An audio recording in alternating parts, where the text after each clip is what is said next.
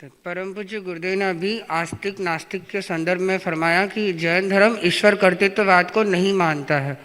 तो ऐसे क्या तथ्य या ऐसा क्या कारण है जो जैन धर्म इस ईश्वर कर्तृत्ववाद को नहीं मानता, और जो अन्य समुदाय है, अन्य बहुत बड़ा वर्ग जो इस ईश्वर कर्तृत्ववाद को मानता है कि जो आस्तिक है वो इसको माने, तो ऐसा क्या कारण है कि वो इस चीज़ को इतना बल देते हैं और जैन धर्म नहीं मानता? नहीं, ईश्वर कर्तृत्व का वैसे हमारे जैन दर्शन में आत्मा की शुद्ध परम अवस्था को परमात्मा कहते हैं। जैन दर्शन के सिद्धांत में सिद्ध भगवान है, वो परमात्मा है। सिद्ध भगवान अशरीर, अवाक, अमन, कर्म मुक्त हैं।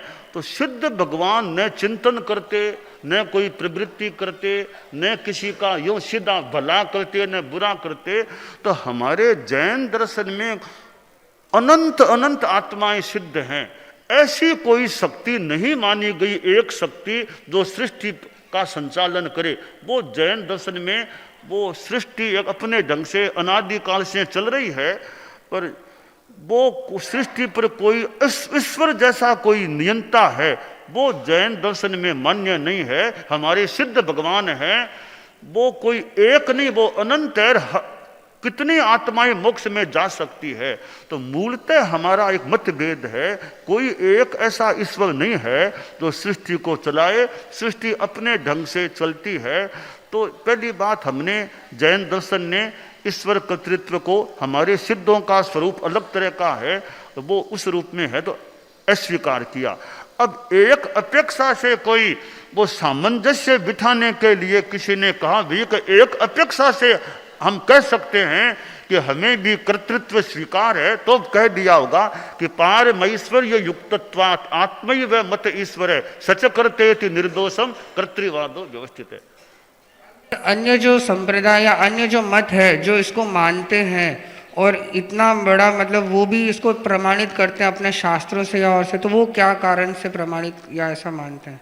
नहीं, वो तो एक दार्शनिक मूल भेद है कि सारे मतलब अन्य जो वैदिक या जो अन्य को तो उनका तो देखिए ईश्वर करता हरता, ईश्वर सुख दुख देने ऐसी मान्यता रही होगी। तो उन्होंने सृष्टि का एक नियंता के संहार करना, निर्माण करना, जो करना, उसके मूल में मैं पूरा नहीं कहता, एक अंदाज से उन्होंने ईश्वर को मूल मान लिया सृष्टि के संदर्भ में करता हरता। जैनिज्म ने ईश्वर को करता हरता नहीं माना। जो हमारे पारिणामिक भाव से जीव पुद्गल के संयोग से सृष्टि चल रही है। अब यहां एक प्रश्न आता है कि जैसे हालांकि यूं तो बात के अनेक पक्ष हो सकते, फिर भी एक बात आती है।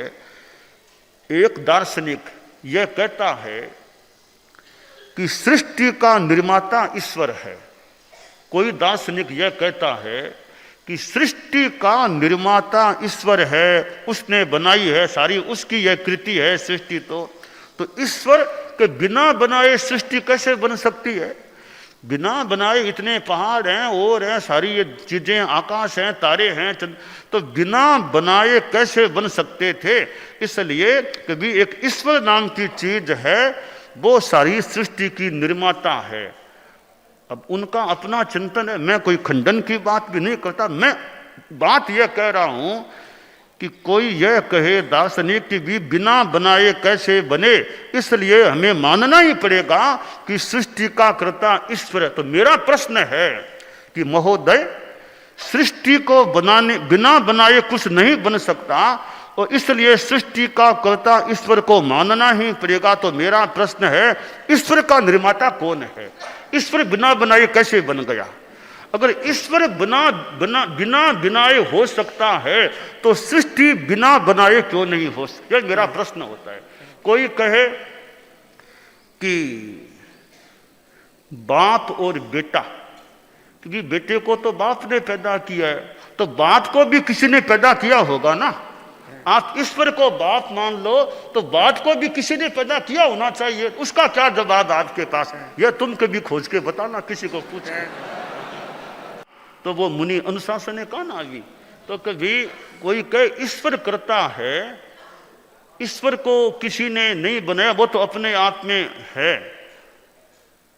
तो फिर प्रश्न है कि भाई हमारा जैनिज्म का कहना है कि वो कि ईश्वर तो अपने आप ही बना हुआ है, तो तब जैनिज्म का यह कथन हो सकता है कि महोदय आप ईश्वर को जैसे स्वयं संभूत मानते हैं, हम वैसे सृष्टि को स्वयं संभूत मानते हैं। यानी आप बाप को स्वयं संभूत मानते हो तो हम बेटे को स्वयं संभूत मानते हैं, जबकि न तो बाप अपने आप पैदा हो सकता न बेटा। तो दोनों में एक ही नियम कि बाप को बेटे को बनाने वाला है तो बाप को भी बनाने वाला कोई जरूर है, होना चाहिए फिर, या दोनों को हम स्वयं संभूत माने।